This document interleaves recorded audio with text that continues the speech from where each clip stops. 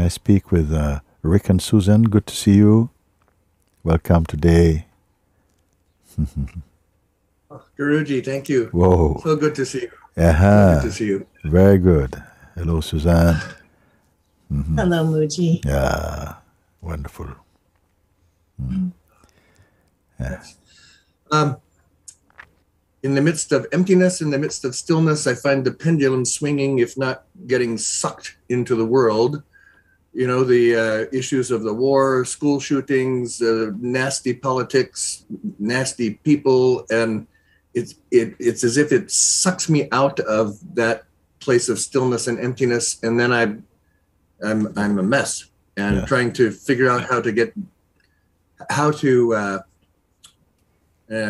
I'm expected to be conversant with what's going on in the world, but I don't want to become part of that and lose the emptiness and the stillness that is essential. Thank you. The emptiness and the stillness appears to be lost, whereas it is the only thing that cannot change, cannot fade or alter or disappear.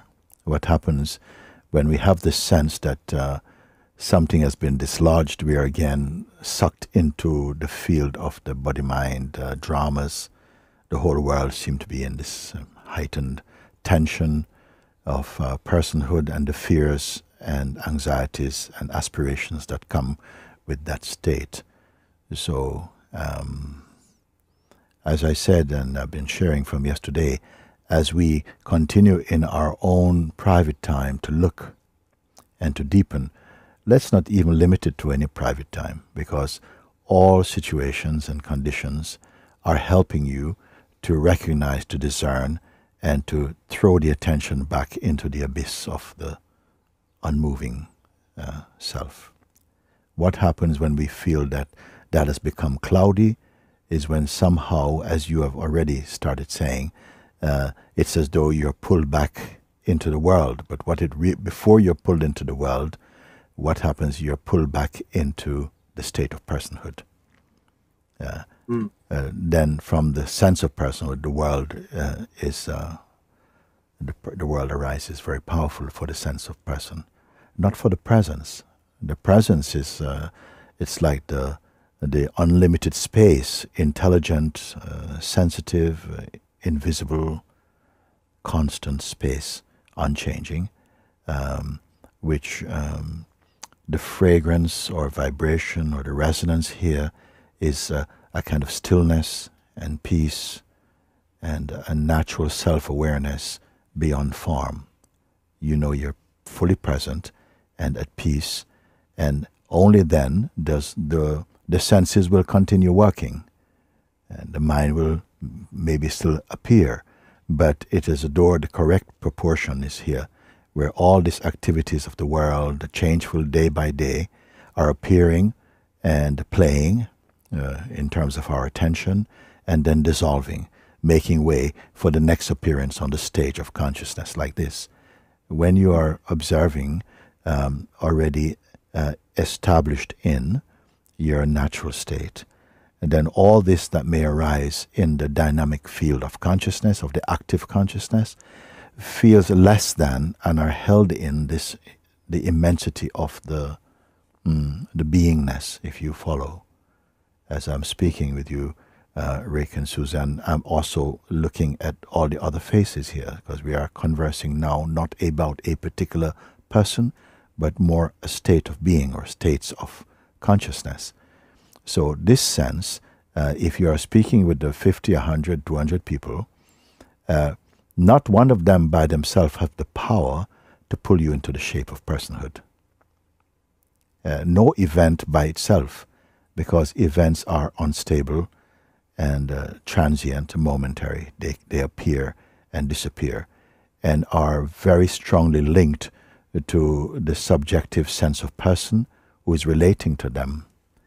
Now, what is that to say then? Because in the state of the wider state of the impersonal being, it's not that one does not care, because when we are in the state of personhood, we are often confronted, do I care about this or don't care about it?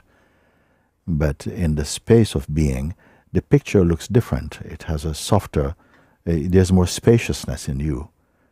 You are not a fixed point. It's as though all that is appearing in the consciousness, in the realm of time, or past, present, or future, all of these are somehow momentary in their appearance. You see, they don't have the same impact, because the seeing is not personal. The seeing is wider and impersonal. You see, so but this tends to happen if you're in an environment where the mood temperature is very hot, and people are looking to you for answers and so on, and you're easily pulled into the shape that you think they see you to be, and then some turmoil will come. The self is not a point of view. It is very even state, and from here, what happens is that because it doesn't have a perspective and a point of view or an opinion about life, what happens, it addresses each situation in their unique manifestation, and it's as though you don't know beforehand what you are going to say. But being one with that, it is from here that the responses come quite spontaneously, to the extent that you yourself may feel that you are hearing yourself speak for the first time. It's beyond the character and the limitation of the character of personhood, you see. Can I put it in a simpler way? No. It's as though sometimes, I remember using an example, supposing, you're surrounded by 100 people are approaching you to hug you, okay? You don't know them, and I say, you say, but I feel terrible about this. I don't want to be involved in this. And I say, let them hug you, but you don't hug anyone. Let it just happen. So what will have to change in you? They are coming, they are surrounding, coming in. And from the personal place, it's going, oh no, I don't like this. This is a crowd, I feel claustrophobic. This is noise of the mind and the person. But I say, no, just remain in your being, and just allow what to happen. Don't judge anything. Allow, but you stay in your formless awareness. So this happens, and all this body is caressed, and people say, I love you, or I hate you, or whatever it is. But you're in the neutrality of your own beingness, you see. Now, I'm not saying by this example, in the position you find yourself in, where you are being asked and people looking to you for answers as a minister or something like that, and somehow you feel, I've got to give them answers, and I've got to give them the kind of answers that they like. Well, actually, when you come from the place of beingness, you are not so much aimed at answers that people like or dislike, but answers that will somehow help them to, let me say something else. When you are established in your own natural state, somehow that gets infused also in those who are with you. It's as they come into your field. It's a more powerful field. Fear is also a strong field. Yeah, anxiety is a field, but serenity and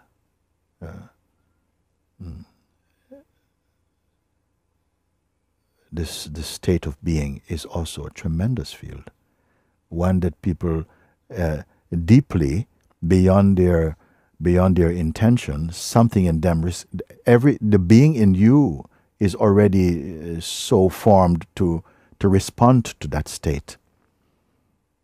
And I've noticed this in a very practical way, very often, without actually doing something. I'm now recalling one example that we went out as a group from Sahaja. We went out to have an evening at a pizza restaurant in the Algarve, a very tourist place. But we find ourselves there. We had booked a table. We arrived there, and it was like a Saturday night, full swing, a lot of noise and very chaotic. A lot of clinking glasses, some dropping, and James Brown on on the speakers, and quite a sound. We all, everyone sat down. About 18 of us sat at the table, and I could see on the faces like, whoa, what have we dropped ourselves into? A bit like that. I said, don't worry about anything at all. You just be present, and be present as presence itself. And we'll wait until the service comes. And we sat there. I said, don't go in your mind. Don't judge anything, just reminding, just stay as you are, and be very present, and trust that we are here. We are here also as presence also. And what happened is something that many people find very amazing. In 5 minutes, everything began to slow down in the restaurant. Slow down. Somehow it's as though something had happened and everyone became more quiet, tangibly more peaceful. They even changed the music. They even changed the music. We did not ask them. I don't know if anybody, some people in the room was there. Some of my team, they were putting their hands up. They were there to know what I'm speaking. So even the music changed from James Brown, which I like, to nice, some soft Buddha bar music came on, and the atmosphere was changing. Conversations kind of calmed down. The staff became more calm. They came over very nice. Oh, it's lovely to see you. Welcome. And what can we do? And everything. It was so tangible.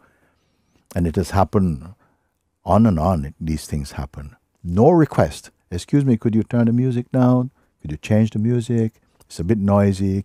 No request made. Sitting only inside your own beingness. No judgment, no resistance, no reaction. Resting inside the very heart of awareness. And the atmosphere changed. Why it changed? Why? These people are not particularly religious people or spiritually minded people necessarily, a full bag. People on holiday also. What happened? And I didn't see that any of them were looking around at each other like, what's going on? Why are we so quiet? Actually, they fell into a kind of silence that felt very natural.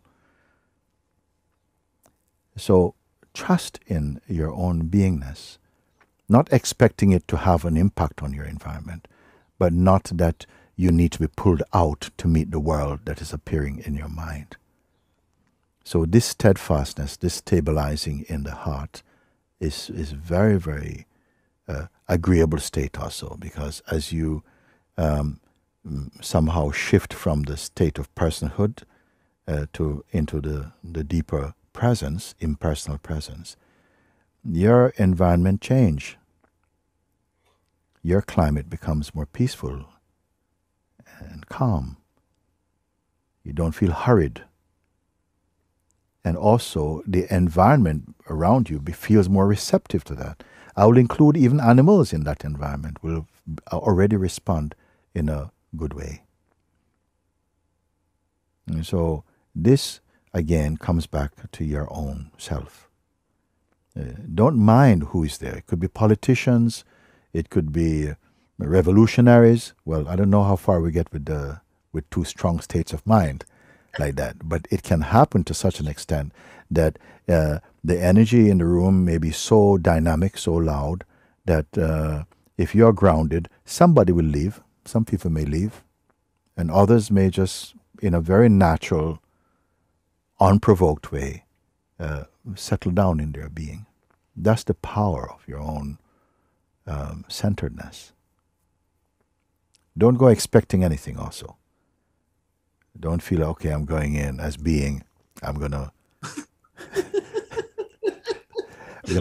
tranquilize the whole room. No, don't do that, because that I cannot do it.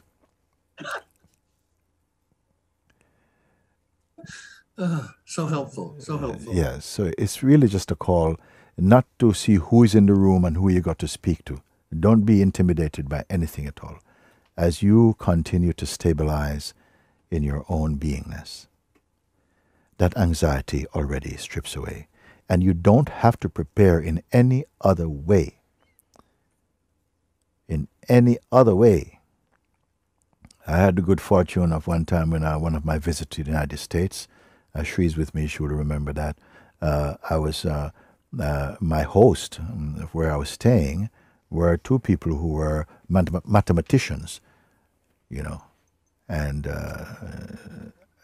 I never heard that as a career. I was just about good at sums. So I was invited there. I did not choose them. I was invited there.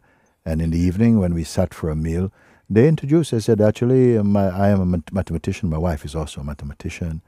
And it was the first time I'd encountered that terminology in that way. They said, oh, not that you teach math, you're a mathematician. I don't know what that means.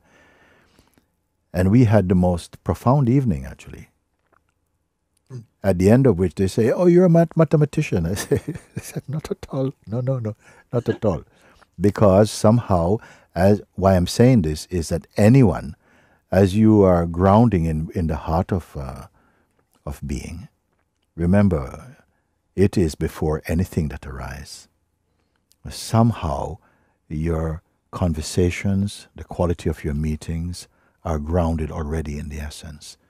And you'll find yourself somehow moving in some equanimity, some resonance with the atmosphere and climate you meet.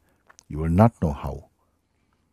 For this reason, sometimes I've had conversations with people who call themselves scientists and philosophers and so on. I said, let's go and see. What are we going to... I don't know. But the conversations turn out to be healthy and powerful, and something feels like it's guiding the whole thing. No, I'm not saying this for anyone who says, oh, I would like to be like that, I want to do that.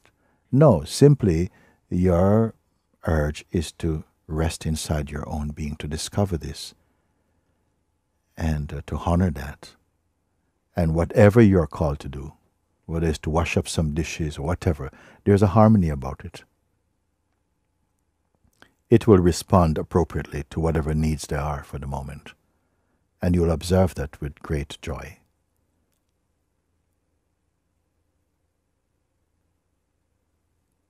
This is so helpful. It is as if you have stepped inside of everything I'm experiencing at the moment and provided the antidote. Yes, yes.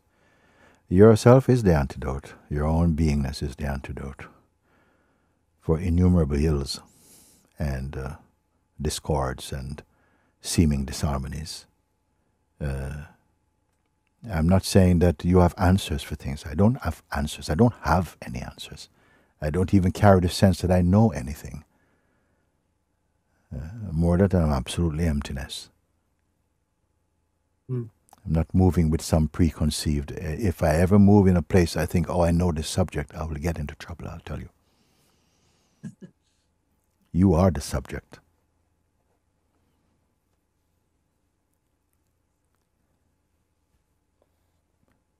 Now, nobody needs to rush forward and say, I'm going to put this into practice or something. Just continue as you are, being in your satsang, following the guidance, recognizing your discovery, being one with the knowing, that the knowing and being are one somehow. This is not an intellectual conviction or statement. It's a very natural thing.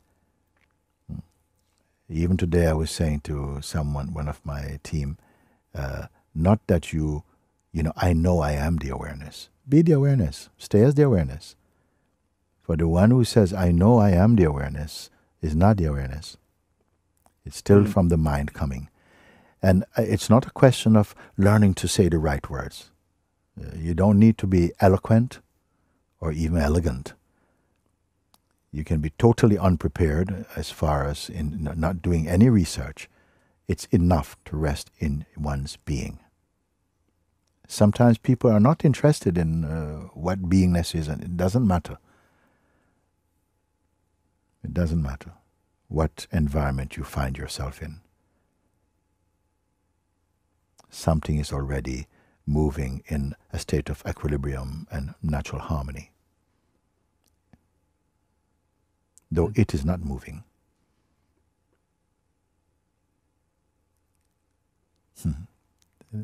Is it good like so this, much. Rick? Thank you. Good to see you. Very good. Suzanne. Thank you. So Thank you. Very good. much love to you. Thanks Thank to you. you. Thank you. Same to you. Thank you.